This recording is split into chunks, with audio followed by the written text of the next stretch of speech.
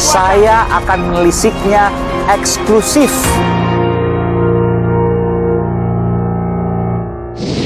Saudara, saya coba menerjemahkan apa yang terjadi belakangan ini dan menjelang proses pemilu di 2022 nanti dengan Direktur Eksekutif Parameter Politik Indonesia, Adi Praitno. Bung Adi, sehat selalu? Sehat, Bung Aiman. Iya, baliho Puan Maharani di tengah moncernya Ganjar Pranowo. Apa yang Anda baca dari ini? Pertama, baliho itu ingin menggembok suara-suara publik supaya tidak lagi bicara Ganjar Pranowo sebagai capres potensial dari PDIP 2024. Oke. Jelas pesan politiknya. Jelas. Dari mana Anda bisa menyimpulkan itu? Secara internal, ini kan dilakukan secara masif untuk serentak dilakukan di seluruh Indonesia yang menegaskan suasana batin politiknya PDIP kepada Puan Maharani. Kan itu yang pertama. Yang kedua, baliho itu sebenarnya juga ingin menegaskan bahwa Puan sedang cari perhatian demi meningkatkan popularitasnya yang memang tercecer dengan Ganjar Pranowo, yang tercecer jauh dari Prabowo Subianto, yang tercecer jauh dari Anies Baswedan, Ridwan Kamil, dan Sandiaga Uno. Jadi baliho itu bagian dari perang darat sebenarnya. Apakah kemudian itu berhasil dengan baliho di tengah orang sekarang medsos? Kalau targetnya populer dan semakin menjadi buah bibir, saya kira sukses. Terlepas like or dislike, masyarakat kita secara perlahan sudah membicarakan tentang Puan Maharani yang pasang baliho, yang pasang billboard di mana-mana. Nah, tapi kita bicara tentang efeknya, tentu tones-nya agak sedikit negatif karena dinilai tidak punya sensitivitas di tengah krisis kemanusiaan. Ya, begitu mereka juga mengatakan proses sosial, sumbangan, vaksinasi dan lain sebagainya tetap mereka lakukan di internal PDI Perjuangan dan juga untuk menyuruh masyarakat yang lain. Tapi saya ingin tanya soal itu. Saya sebutkan survei yang terbaru dilakukan oleh Carta Politika yang menyatakan bahwa pemilih PDI Perjuangan, 44% pemilih PDI Perjuangan memilih Ganjar Pranowo. Pemilih PDI Perjuangan yang memilih Puan Maharani hanya 10%-nya, 4%-an. Apa yang Anda baca dari sini? Ini hampir mirip dengan teman survei yang saya rilis pada bulan Februari tahun ini juga, Mas Aiman.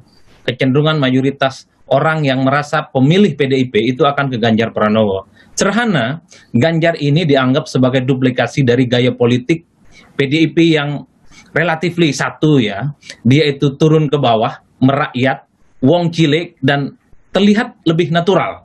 Puan Maharani relatif dianggap sebagai perempuan yang berada di Menara Gading, lebih banyak berada di pusaran elit. Makanya tidak heran kalau Ketua Umum PDIP Megawati Soekarno Putri dalam acara kemarin misalnya meminta kepada Puan dan kader PDIP untuk menyalami, mencium tangan rakyat. Itu jelas pesan politiknya supaya kader-kader PDIP itu belusukan, datangi rakyat, humble, terbuka. Pemimpin itu harus pemimpin rakyat banget. Artinya bertemu dengan rakyat. Saya mengajari anak-anak saya sama Mbak Puan. Kamu harus salaman, ini tangan saya. Mungkin salaman sama orang lepra, mungkin sama orang gatelan, tapi itulah tangan rakyat, saya bilang. Nah, satu-satunya keistimewaan yang dimiliki Puan adalah karpet merah yang dibentangkan karena anak ideologis dan biologisnya Megawati Soekarno Putri, Mas. Kalau seandainya posisi ini bertahan terus sampai 2024, apa yang ada di bayangan Anda? Apakah mungkin PDI Perjuangan memilih Puan Maharani dengan segala risikonya atau tidak akan mungkin? Saya kira PDIP akan menjadi partai yang cukup rasional ya, bahwa akan mengkalkulasi kemungkinan kalah dan menangnya di Pilpres 2024. Kalau pada akhirnya memaksakan Puan Maharani memang berjarak jauh dengan kandidat lain, kok saya cukup yakin akan ada haluan politik yang lain yang akan diubah di tengah jalan. PDIP akan melirik kader mereka potensial menang untuk diusung. Disitulah sebenarnya Ganjar Pranowo menjadi opsi yang tidak tergantikan. Ini menarik untuk kemudian dicermati. Selain juga PDI Perjuangan yang bisa secara hitung-hitungan politik mencalonkan capres sendiri, saya akan menyebut poros PDI Perjuangan dan poros alternatif. Anda melihat poros alternatif ini akan muncul siapa? Dan kemudian partai mana saja? Ya tentu saja partai 5 besar ke atas itu akan menjadi veto player yang cukup dominan untuk menentukan konfigurasi Pilpres 2024. PDIP sekalipun bisa mengusung capres dan cawapres sendiri, ini saya kira bukan hanya menyangkut soal mendaftarkan di KPU. Kalau sekedar ingin maju, mendaftarkan KPU, saya kira PDIP bisa melakukan itu. Tapi kerja-kerja kolektif di tengah multi partai ekstrim, saya kira saya Nggak cukup akan mungkin. yakin Betul. PDIP akan bergandengan dengan partai politik yang lain. Sejauh ini iman politik yang sama dengan PDIP, sami'na wa ata'na, adalah Partai Gerindra. Oke. Itu jelas pengunciannya. Entah Jadi dua Prabowo partai atau- itu, Gerindra dan PDIP, maju sangat mungkin hanya dua partai itu. hanya dua mungkin, dan mereka cukup confident. Nah, di luar itu tentu ada poros alternatif lainnya. Ada kemungkinan poros alternatif yang digagas oleh Partai Golkar, di mana Erlangga juga sedang pasang baliho di mana-mana Iya. sejak awal bulan yang lalu. Ini kan juga bagian dari ikhtiar politik, Mas, mendongkrak popularitas dan elektabilitas. Dan Golkar saya kira hanya butuh satu partai menengah untuk bisa maju di Pilpres 2024. Misalnya dengan PKB sudah bisa maju, dengan Demokrat juga bisa maju. Nah, di luar itu, saya kira menjadi penting melihat bagaimana manuver politik Nasdem. Nasdem bisa masuk ke PKS, bisa masuk juga ke PAN. 3 partai ini sudah bisa berkoalisi misalnya.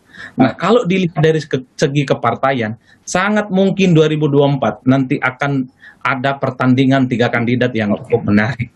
Oke. Anies Baswedan selepas 2022 tidak bisa mencalonkan lagi.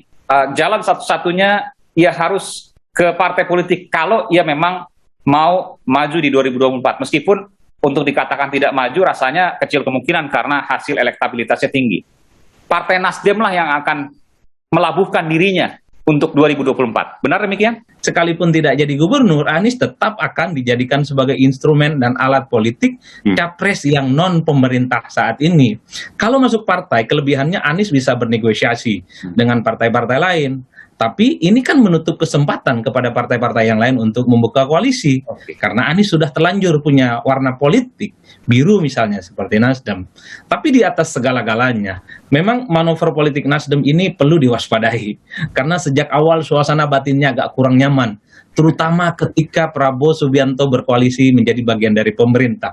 Ini adalah serpihan kecil di awal koalisi, yang ini tentu menjadi kulminasi menjelang 2024, di mana Nasdem sudah tidak lagi hanya sebatas follower, ngikutin partai-partai besar yang sudah punya jagoan.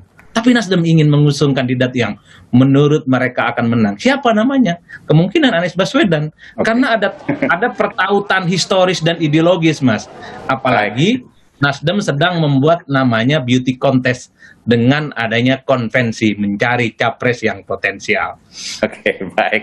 Ini dibaca semua oleh publik, termasuk juga diterjemahkan secara gamblang oleh Direktur Eksekutif Parameter Politik Indonesia, Adi Prayitno. Terima kasih, Bung Adi. Sehat selalu.